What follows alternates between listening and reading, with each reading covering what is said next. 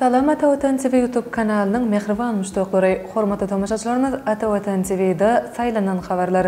Habarymyzdan 2023-nji ýylyň 4-nji sentýabryň aksanyna Türkmenistan Ýewropadan mineral serişdeleriň importyny artdyrdy.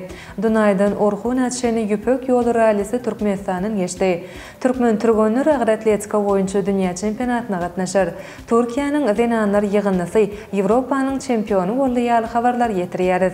Mehriban müştaqlar, gelin bolsa habarlarımıza giňişleýin seredip geçelim. Türkmenistan Ýewropadan mineral serişdeleriň importyny artdyrdy. Şu ýylyň birinji ýarymyna Türkmenistan Ýewropa Birleşiginiň ýurtlarynyň 7,64 milyon ýewrolyk mineral serişdeler import etdi. Bu geçen ýylyň degişli döwründe 5,111 milyon ýewro barabar bolupdy. Bu barada Ýewropanyň statistika bürosu habar berýär. Şeýlelikde Türkmenistanyň Ýewropadan satyn alan mineral serişdeleriniň möçleri geçen ýylyň ýarym ýylynakydan 33 götürüm artypdyr. Bu boýunça iň uly sowda gelişigi ýarym ýylyň ahyryna iýun aýyna hasap alınıpdyr.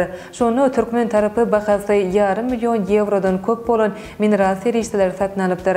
Ýewropa Birleşigi ýurtlarynyň Türkmenistanyň importy şu ýylyň birinji ýarymyna 4 götürüm ösüp 220,5 milyon ýewro barabar bolupdyr. Bu geçen ýylyň degişli döwründäkinden 10 milyon ýewro köpdür. Türkmenistanyň we Ýewropa Birleşiginiň ýurtlarynyň arasyndaky sowda dolanşyk ýygdary ýokarlanýar. Bu görkeziji 2021-nji ýylda 26 götürüm ýokarlanypdyr. Dunaýdan Orhun Atşeni ýüpek ýolu rallisi Türkmenistanyna geçdi. Dunaýdan Orhun Atşeni ýüpek ýolu ýeňlap toglaryň ilkinji rallisine gatnaşylar Türkmenistanyna geldiler. Olary ýurdun resmi ýardamlary garşyladylar we paýtagtymyzyň gözel ýerlerine aýlandylar diýip Mertili ýaýlamy habar berýär.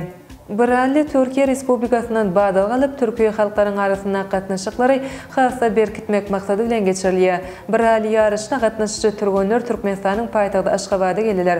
Olary resmi adamlar mehmansoýluk bilen garşyladylar. Şeýlekem bu topar Türkiýanyň elçixanasynda boldylar. Türkiýanyň Türkmenistanyň elçisi Togan Ora rally gatnaşyjy türgönler bilen söhbetdeş bolup, olaryň ýagdaýy bilen gyzyklandy. Şeýlekem rally ýarışyna gatnaşylar Aşgabatyň gözel künjeklerine barıp gördüler. Avstraliýanyň esasy maksady günwatar bilen günnogor birleşdirmekden we bu segitlerdäki halklaryň dostlugyny berkitmekden ibaret. Umumyň türgönler 11.000 kilometr ýol geçip Mongoliýada rallyny jemlerler. Türkmen türgönleri agry atletika boýunça dünýä çempionatyna gatnaşar.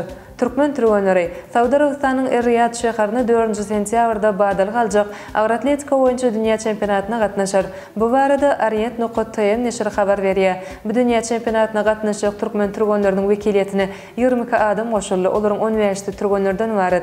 Dünýä çempionatyna Türkmenistan 10 erkek 5 zenan türgönler wekilçilik eder. Erkekleriň ýygyndasynyň düzüminde Seyitcan Mirzaýew, Bunyat Raşidov, Perhat Bagtiyarov, Bektimur Reyimov, Gaýagsat Töreýew, Maksat Meriedow, Şatlyk Şöhratow, Şahsatbek Metyakubow, Dowran we Hasanbayew, Hoca Muhammed Toyçeýew ýaly türgönler bar. Zenanlaryň ýygyndasyna Olimpiýa oýunlarynyň kümüş medalinyň eýesi Polina Gorewa, dünýä çempionu Ýulduz Jumanbayewa, Kristina Şermetova, Gulnawat Kadyrowa, Anamjan Rustamowa Türkmenistanyň ýygynda topary Mensiq şäherinde dünýä çempionatyna taýýarlyk gördi. Belarusdaky okuw türgönleşikleri 9 awgustdan 2 sentýabraçyn dowam etdi. Er-Riyaddaky dünýä çempionaty 4-14 sentýabr aralygynda geçirilip, Parijdaky Olimpiýa oýunlarynyň kvalifikasiýa tapgyrlarynyň biri bolar. Bu dünýä çempionatyna 100den gowrak dowlatdan 600den köp türgön gatnaşar. Türkiýanyň zenanlar ýygyndysy Ýewropanyň çempionu boldy.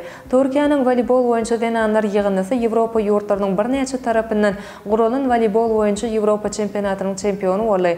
Final duşşugynda Türkiýanyň ýygyndysy Serbiýanyň ýygyndysyny 3-2 hasabyna ýeňmegi başardy. Filinin sultanları deyilip adlandyrylýan Türkiýanyň voleybol boýunça zenanlar ýygyndysy şu ýylyň dowamyna ikinji uly ýeňişini bayram etdi. Türkiýanyň voleybol boýunça zenanlar ýygyndysy taryhynda ilkinji gezek Ýewropanyň çempionu boldy. Türk zenan türgönleriň bu halkara üstünligi türk halk köpçüligi tarapyndan Türkiýanyň garaşsyzlyk bayramynyň 100 ýyllygyna ulusawat hökümde kabul edildi. Türk zenanlar ýygyndysy Ýewropa çempionatynyň ähli duşşuklaryna ýeňiş gazanyp, ýeňilmän çempion bolmagy başardy. Belgiýanyň paýtagty Brüsselde geçirilen final duşşugyny Türkiýanyň ýaşlar we sport ministri Osman Aşgynbakem tomuş etdi. Şeýlekem bu sport toplumyndaky duşşuk tomuş edenleriň hatyryny Ozal Gydaşary işler ministri Mevlüt Çavuşoğlu hem de meşhur türk aýdymçysy Tarkan Kem bardy. Ine mehriban müştoklar Atawatan TV'de saylanan habarlar gepleşigimizden şoňky sanyna seýtirmekden habarlarymyz şoldan ibaret. Hormatly tamaşaçylarymyz, şeýlekem. Türkmenistan Merkezi Aziýa Pusan ykdysady hyzmatdaşlyk forumuna gatnaşdy. Dowlat eýetçiligine degişli 48 desga hususlaşdyrylýar. Birja teýedelikleri owgan iş öwürleri az kukurtly ýangyç mazudyny satyn aldylar. Ronaldo'dan rekord ýaly habarlary Atawatan.Turkmenistan.com saýtymyzdan giňişe nokap bilersiňiz. Gepleşigimizden ilk sanyny görüşýänçek hoşta bolun.